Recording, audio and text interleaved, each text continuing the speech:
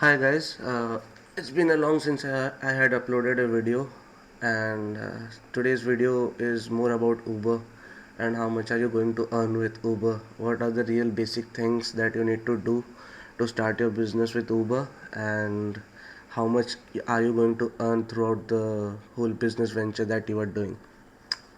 So there are a lot of people who keep on asking me like what car do they need to buy, and uh, you know which would be the most suitable car for them to attach with Uber and Ola, and how do they pay, how much do they pay.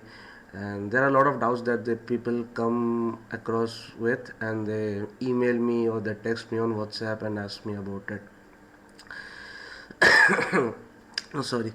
So yeah, we will be discussing about all of that today, and so I'll be writing down each and every question, and I'll be answering all of them. The first question that I get is, how much does does Ola or Uber pays?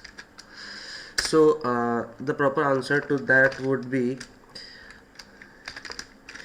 Ola and Uber.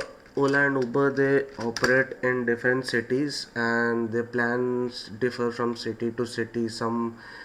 In some cities they pay you on an hourly basis. In some cities they pay you according to the trips, and in some cities they pay you flat commission per ride that the driver makes.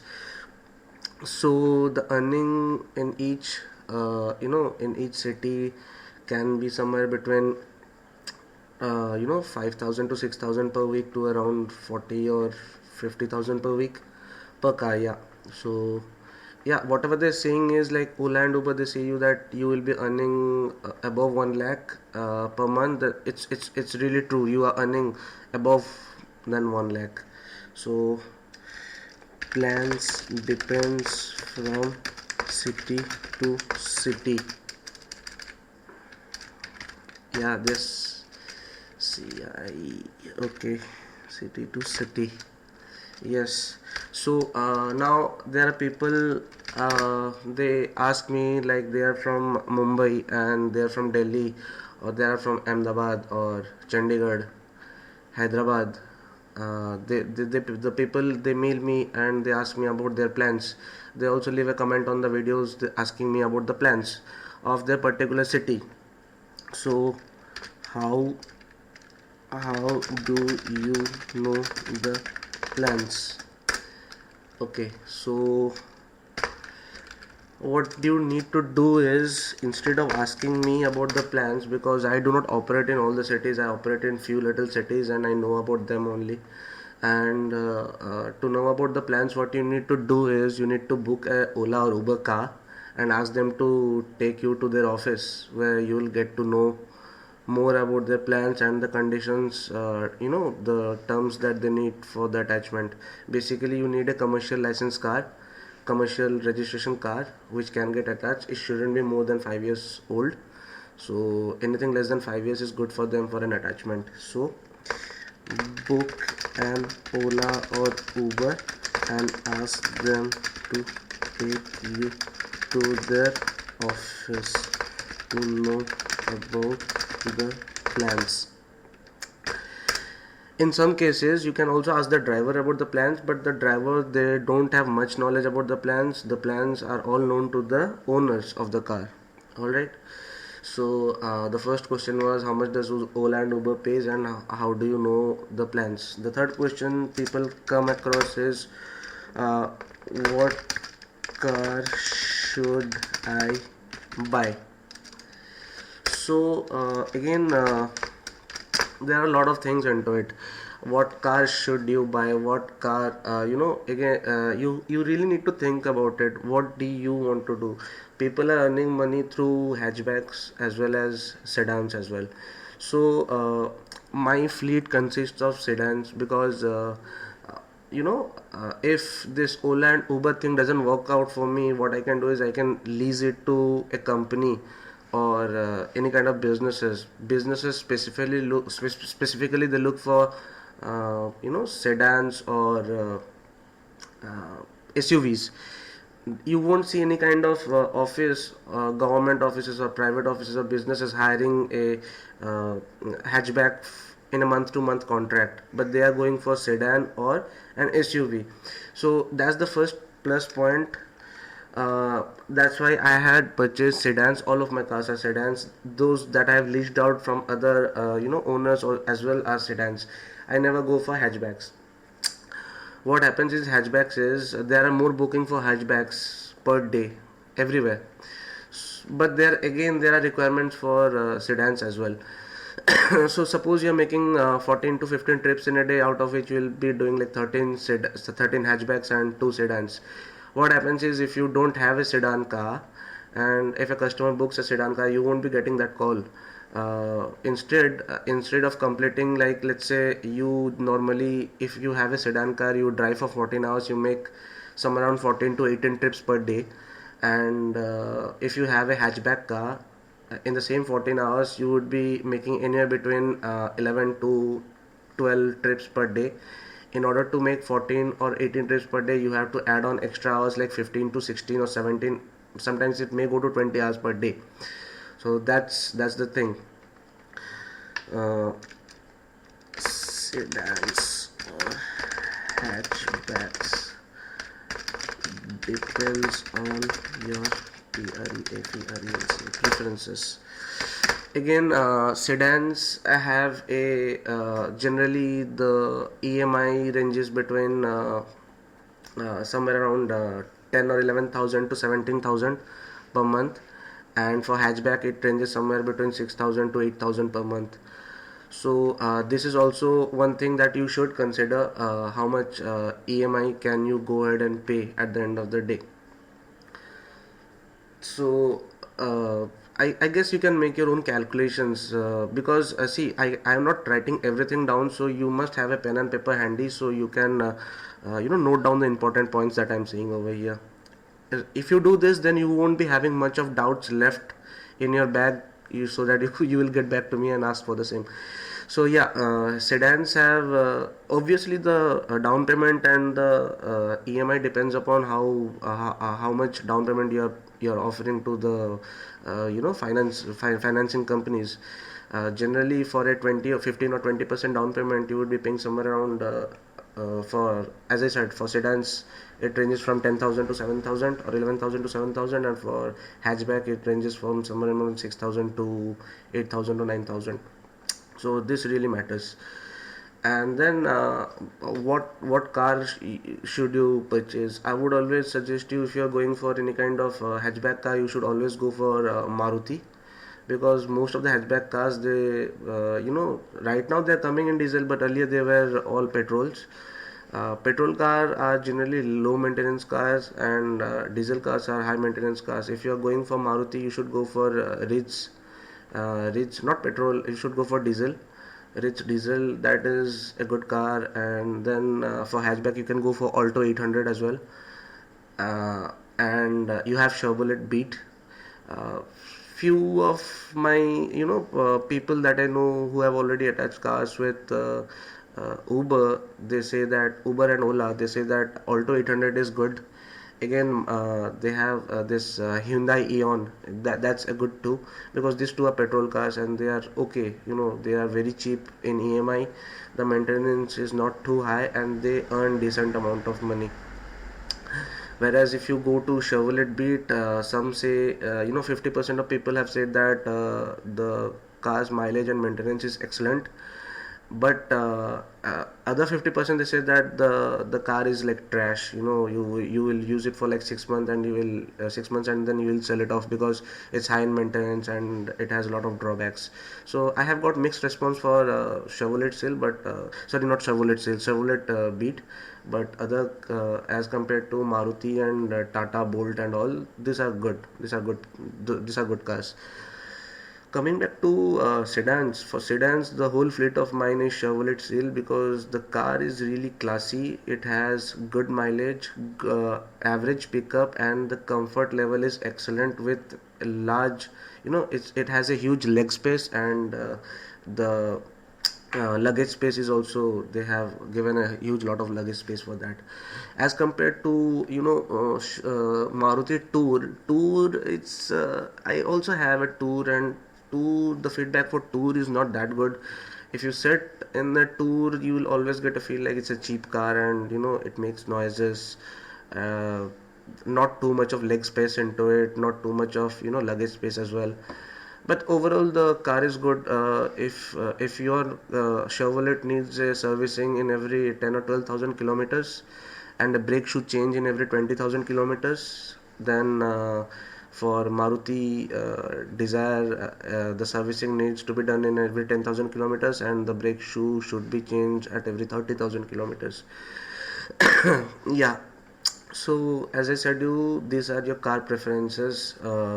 This is what you can, you can note it down, and you can check how much you can, spend at the end of the month, and that's that. Before getting into the business, if you ask me that how much I am making and how much you will be making, you cannot compare your future earnings with my present earnings, because I have already acquired some kind of experience, and you don't have that. And if someone is saying you that okay, you should buy a car and attach with Uber and Ola, and you can have some extra income there, that's true. You will have an extra income, but with extra income comes extra headaches too. So if you are into a job and you have one car, you have purchased a car, and I forgot to write the question. How's the business? Yeah. So the business is good. It's overall, it's good. It's good with a lot of headaches. As you know, business always has a lot of headaches. So let's say you are into a job, and you want some kind of extra income. So you commute every day to your office or to your business in an Ola or a Uber cab, and then people tell you that they are earning good. The drivers tell you that they are making good amount of money, so it's okay for them. But in order for you to run your business, or going to your job and maintaining this the side business, will be a very hectic job, because the first challenge that you will be facing is getting a good driver. Make sure, if you're not having a good driver, then the business is not good for you. You'll start cursing the business. A good driver gives you an average of 14 to 20 trips per day. A average driver gives you somewhere around 12 to 13 trips per day. A bad driver gives you somewhere around 6 to 8 trips per day, even 10 trips. If you say me that a driver is making 11 trips per day, then he's a bad driver for me. A good driver drives a car for let's say 14 to 24 hours. Yeah, 24 hours. I have such kind of driver who drive for the car for 24 hours. I have drivers who don't go home in the weekends. They sleep in the car itself. If you have those kind of drivers, then they are good drivers for you. If you have a driver who says that he will log in only for 12 hours, and he shouldn't, it doesn't matter how many trips he is making, then he's not a good driver for you. So these are the things that you need to make a note of. And then there are, if you hire a driver on a salary, he's not going to work, to be very honest with you, because a driver knows that at the end of the month he will be getting somewhere around 13 or 15,000 or 20,000 a month. So obviously he will be logging in for, let's say, 12 hours a day, and it shouldn't matter to him if he's making 3 trips or 15 trips, because he will show you the logs that he was online for almost like 12 hours, and Uber gave him like somewhere around 8 or 10 trips. So it doesn't work like that. If you have a driver on commissions, or let's say on a percentage, commissions is like you pay him per trip, or you pay him a flat percentage, then the driver is going to work for you. Sorry. For number 5, how to choose a driver. Okay, for as per my experience, you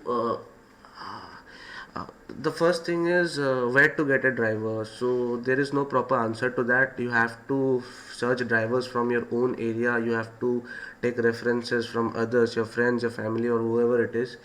or you have to call the drivers from your own village. Make sure the driver have they have a valid commercial license, commercial four-wheeler license that they can drive. Then only they can get attached to Uber. If a driver is a fresher, then he would need some time, like say 7 to 15 days to know how it works and to start giving you business. And if a driver is already experienced, then he already knows the loopholes of Uber and Ola. uh, Again, there are criteria to find a driver. If you cannot go and hire a random guy if he says that he has a good experience of like 3 to 4 years of driving, or even 21 years of driving, because 21 years of driving a bus or a truck is entirely different from picking and dropping 14 or 15 riders every day, doing local ferry of customers, ferrying local customers, talking to like almost 14 or 15 people every day. Sometimes it gets into a heated argument regarding the fare. Sometimes people are good, sometimes people are bad. So it totally depends upon them, how, it totally depends upon a driver. If a driver is a bachelor, you should ask him if he smokes or if he boozes. If he says if he boozes, then it's okay, but still you need to take care of that, because a driver who drinks and has some kind of addiction to weed, they are never going to work for you and never going to perform for you, even if they have a good, very strong reference from someone else. The driver who is newly married, who is newly married and has a kid, he's going to work for you for sure. He's going to put in like 24 hours per day. A driver who has a passion of driving, he's going to work for you irrespective of how much you pay them. And again, there are drivers who really need money, to have. You need to figure out that if a driver is seriously into money or not. So if a driver is seriously into money, then he will give you, very good business every week. So there are classifications of driver. You need to figure if I you figure out yourself, who do you want to who can drive for you. 6 people also ask how much do I pay and how many trips do I get per week. Alright, so this is also one of the questions that I get from people who communicate with me via email or on WhatsApp. Uh, the answer to this is I don't pay salary. I pay my commissions and I lease out. So there are 3 ways that I earn. I earn or I pay salaries. How The first part is I pay flat. Let's say I pay flat 60 rupees per trip. I have a minimum quota of 14 trips per day.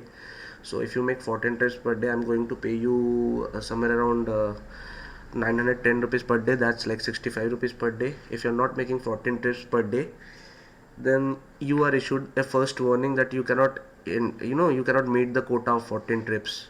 So I'll monitor you for 1 or 2 weeks and then I'll fire you off. So that is what I do. If you're not making 14 trips per day, I am going to pay you 20% of the whole earning that I do that day, uh, uh, from Uber or Ola. That is what I do. The second part is I pay percentage, flat percentage. Okay. What Sorry, the commission spelling is wrong over here.